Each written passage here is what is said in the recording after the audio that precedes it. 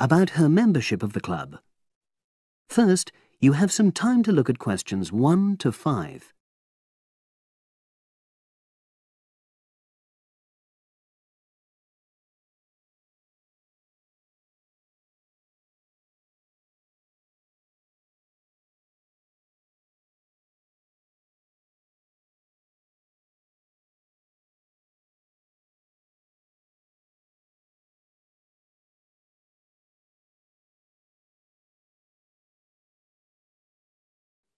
Now we shall begin. You should answer the questions as you listen, because you will not hear the recording a second time. Listen carefully and answer questions 1 to 5. Oh, excuse me.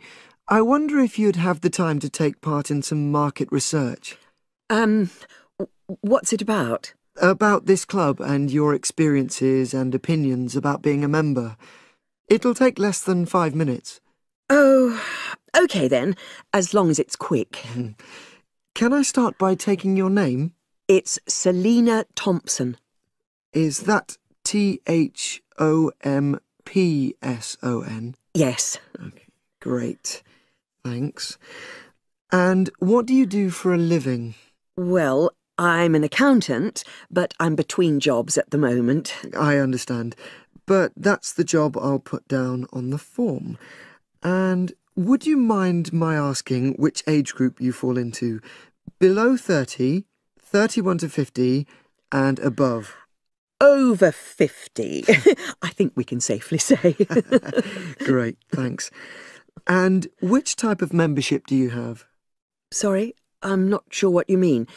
Do you mean how long? No, is it a single-person membership? Oh, right, no, it's a family membership. Thanks.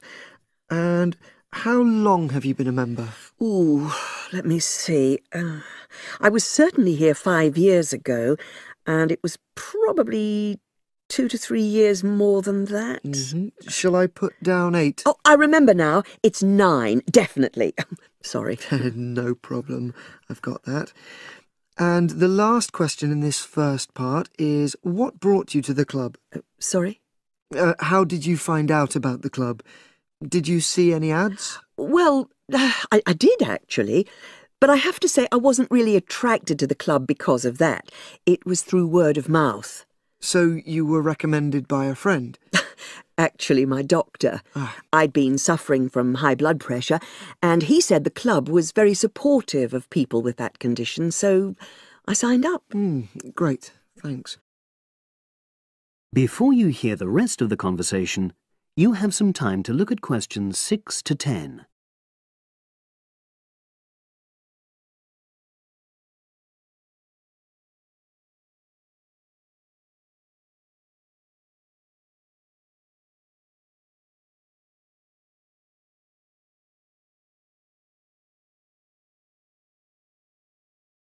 Now listen and answer questions 6 to 10. Now, for the second part of the form, I want to ask a bit more about your experience of the club. Sure. How often would you say you use the club? It varies enormously, depending on how busy I am. Of course. But on average, per month? I'd say it averages out at twice a week. OK, so 8 on average. Yeah, and 4 of those are aqua aerobics classes. That leads me to the next question. Would you say the swimming pool is the facility you make most use of? Fair to say that, yep. Right, thanks. And are there any facilities you don't use? One area I realise I've never used is the tennis courts. And there's one simple reason for that. You don't play tennis? Actually, I'm not bad at it. It's that I'm not happy having to pay extra for that privilege. Right. I've made a note of that. Thanks. Now, in the last section, are there any suggestions or recommendations you have for improvements to the club? Only about health and fitness? Anything at all? Well, I'd like to see more social events. It isn't just a question of getting together for games or classes, but other things, you know. Yes, sure. And another thing that I was thinking, when I had my yoga class in the gym last night, we were all sweltering in the heat, was that I think they should put in, or, you know... Air conditioning. That's exactly what I mean. The rooms are really light and well designed, but they do need proper installations. Sure. Well, I've made a note of that. Good. So, is there anything else you'd like to suggest? About quality of service, for example? Oh, everyone's very nice here. They couldn't be more friendly and helpful. Oh, but I tell you what, it's a shame the restaurant isn't open in the evening on Saturday, and Sunday as well, for that matter. Oh. So the club should... open it later on those days. OK. Well, thank you very much. That's all the questions I have.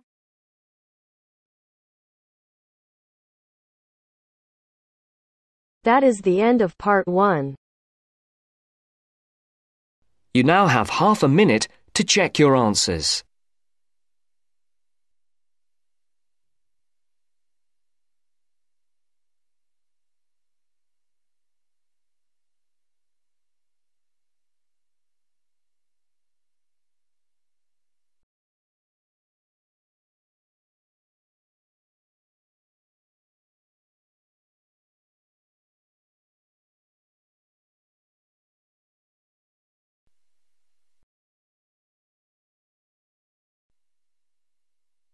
Now turns to part 2. Part 2. You will hear a conversation between a travel agent and a customer. First, you have some time to look at questions 11 to 17.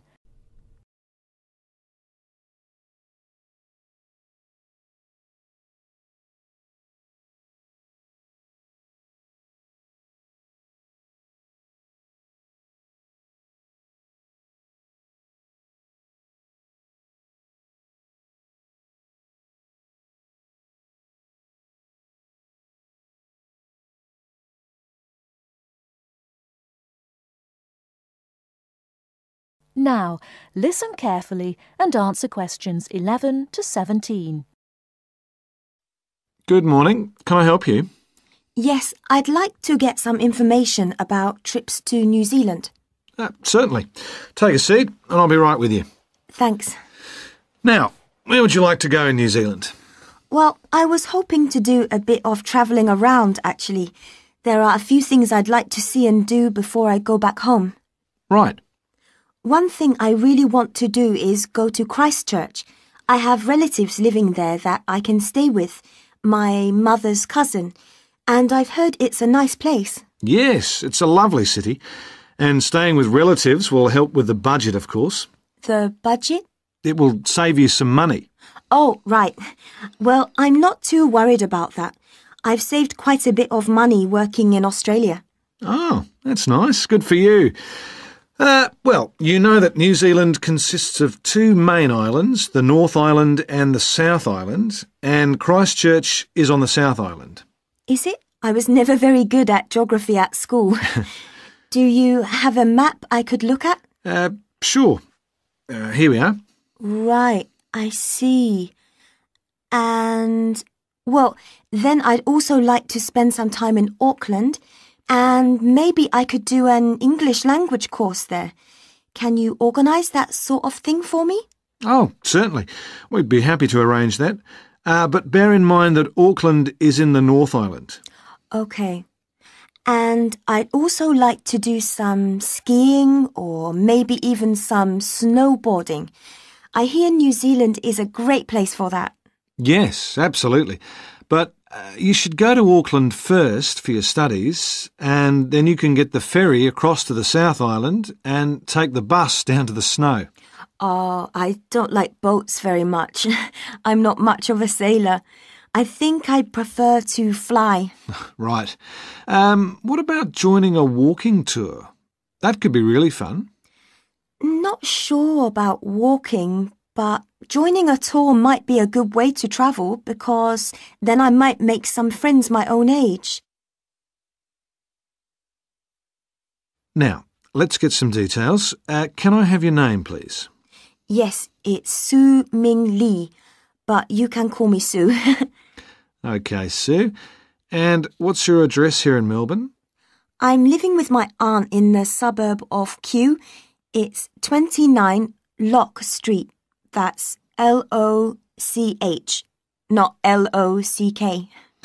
Do you have a phone number that I can get you on? The best thing would be if I give you my mobile. I always have it on me. It's 0402 558 992. OK. And when do you want to travel? Because you'll need to be down south in July or August. Oh, yes, of course. That's winter, isn't it? So I better go to Auckland in May.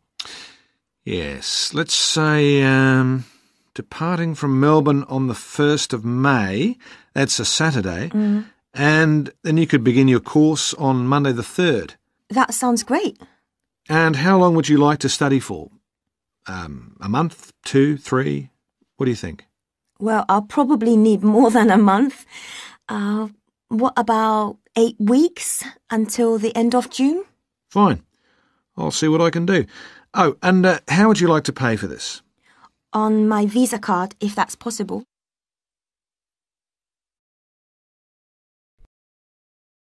Before you hear the rest of the talk, you have some time to look at questions 18 to 20.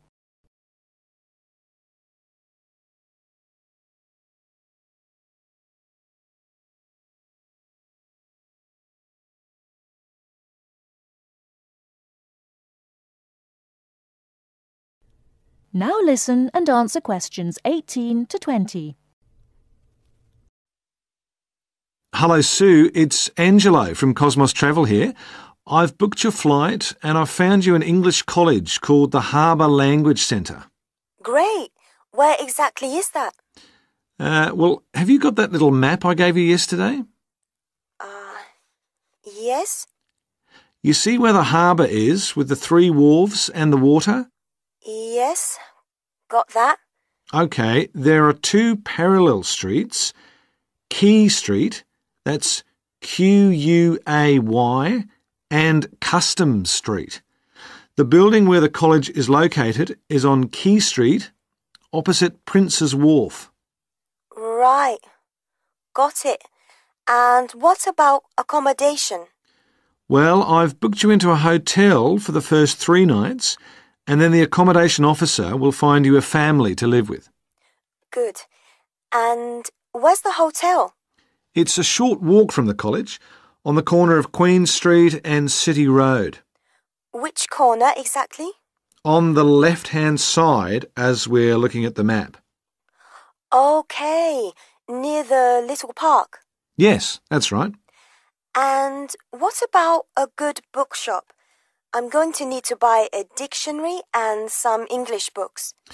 Yes, well, I believe there's a really good language bookshop on the corner of Customs Street and Queen Street. It's near the college, so that's pretty convenient. Thank you so much. You've been really helpful. That is the end of part 2. You now have half a minute to check your answers.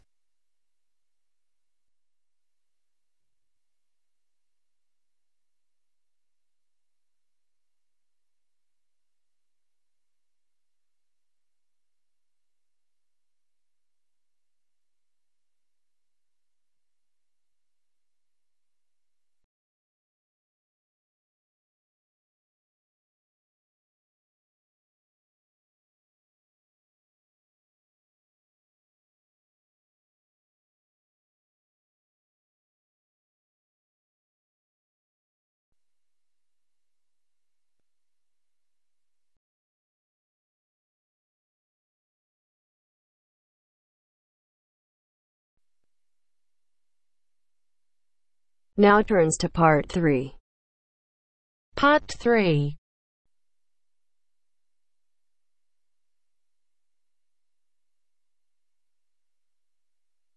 Now turns to part 3. Part 3. You will hear Peter Walsh being interviewed for a job. Listen and choose the correct answer for each question. First, you have some time to look at questions 21 to 25.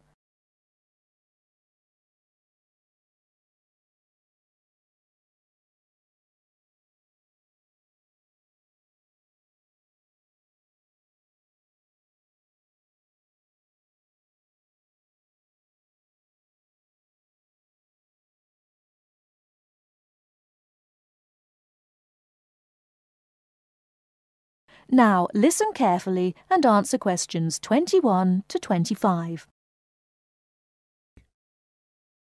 Joanne! Hi, you must be Rob. Nice to meet you. So, I hear you're planning to visit Australia. Yeah, and I really wanted to talk to you because I was thinking of spending some time in Darwin, and my sister told me you're from there. That's right. So, tell me about it. Well, where shall I start? Well, Darwin's in what they call the top end, because it's right up at the northern end of Australia, and it's quite different from the rest of Australia in terms of cultural influences. In fact, it's nearer to Jakarta in Indonesia than it is to Sydney, so you get a very strong Asian influence there. That means we get lots of tourists. People from other parts of Australia are attracted by this sort of international cosmopolitan image.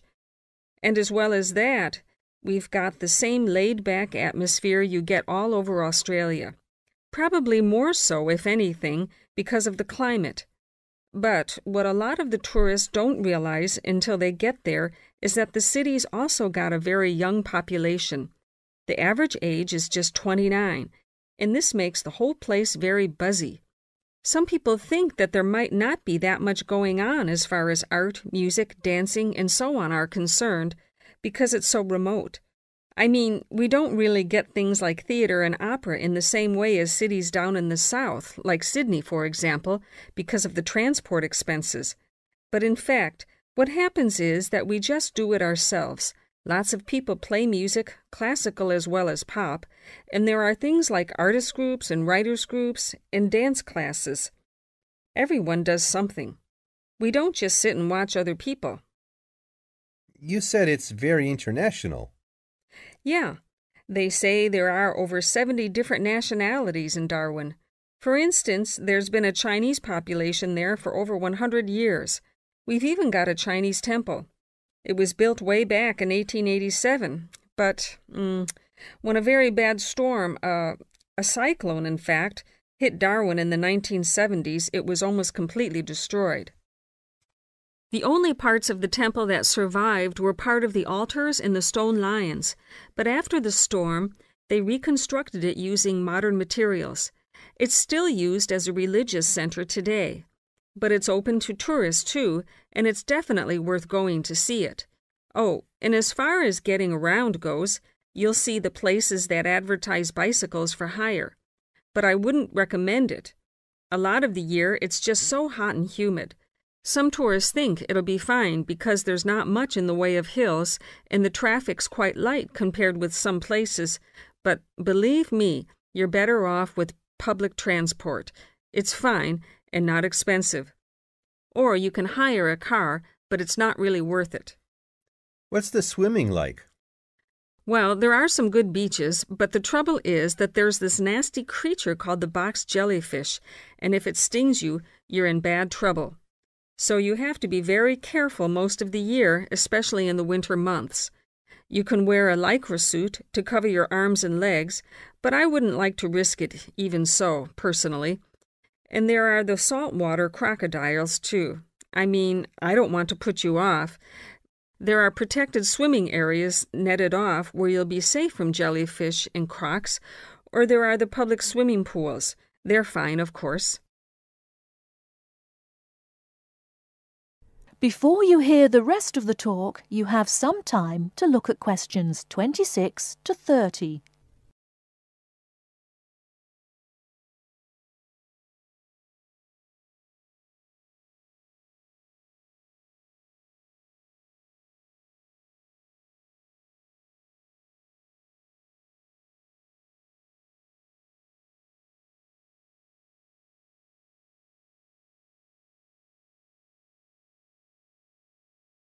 Now listen and answer questions 26 to 30.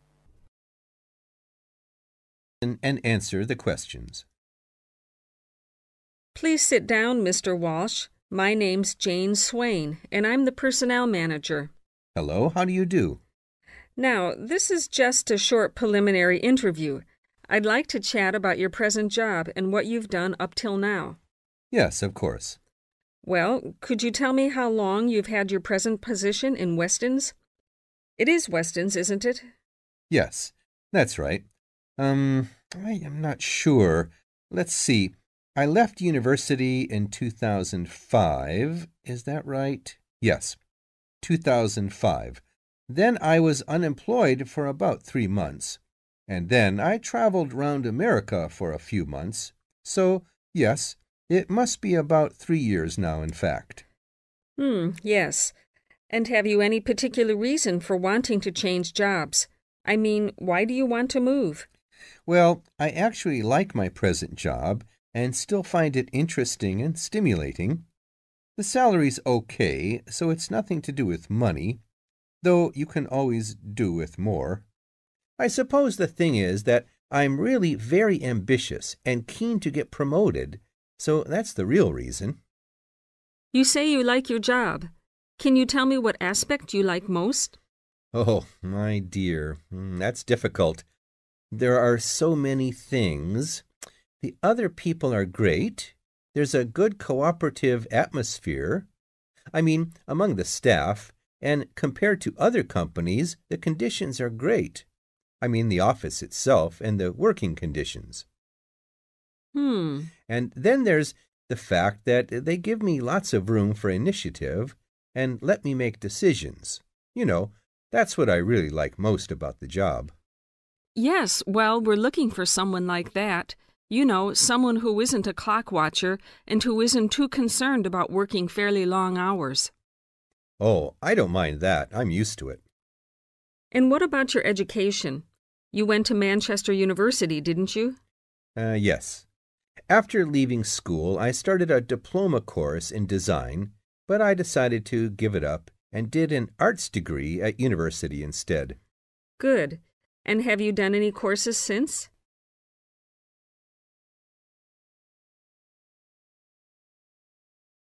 That is the end of part 3. You now have half a minute to check your answers.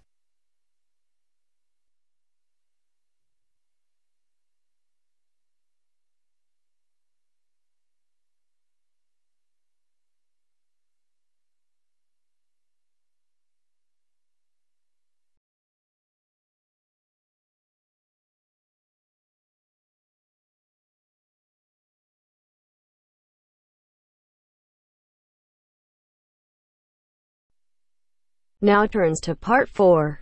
Part 4. Listen to the continuation of the lecture about the human brain.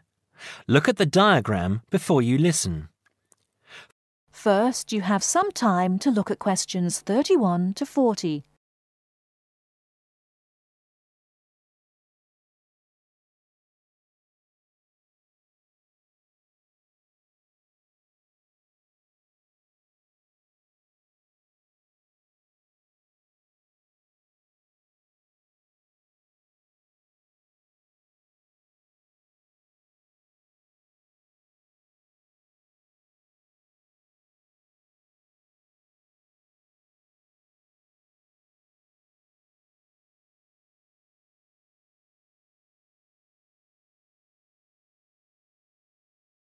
Now listen carefully and answer questions 31 to 40.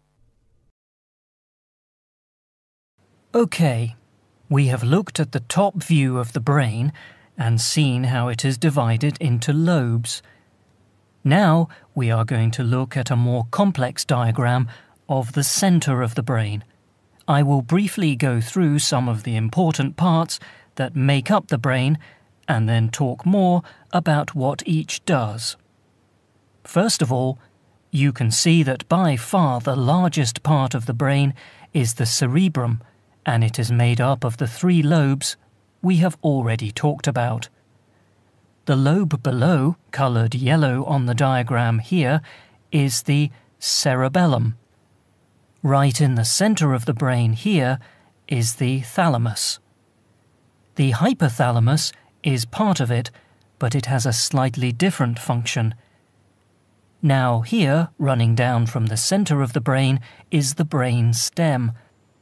It is made up of the midbrain, the pons, and the medulla oblongata, and is connected to the spinal cord, which you can see here at the bottom of the diagram.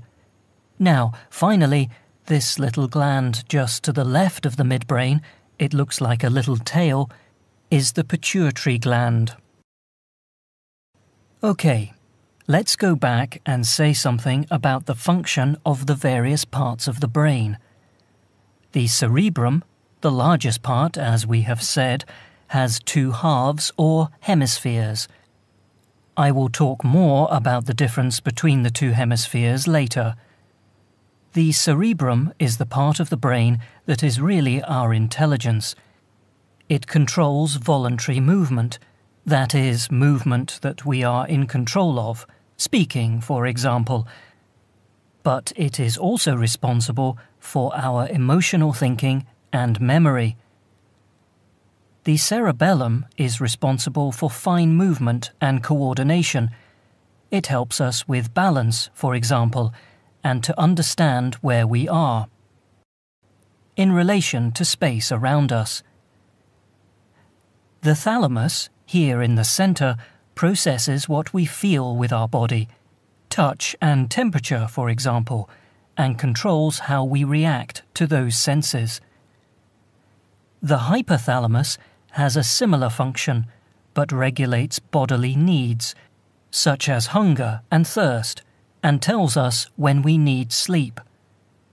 Now, at the top of the brain stem is the midbrain. This is a sort of switchboard, a very complex switchboard. It sends messages which help the brain communicate with other parts of the nervous system. The pons, in the middle of the brain stem here, sends messages from the cerebrum to the cerebellum and spinal cord.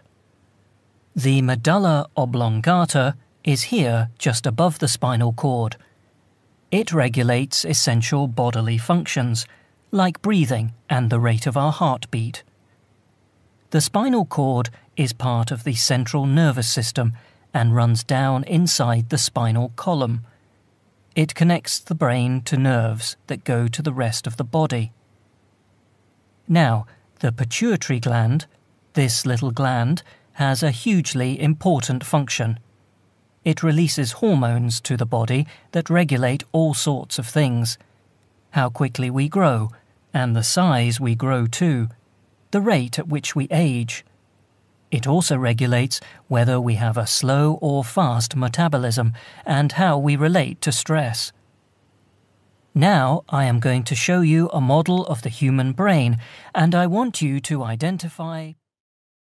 That is the end of part 4. You now have half a minute to check your answers.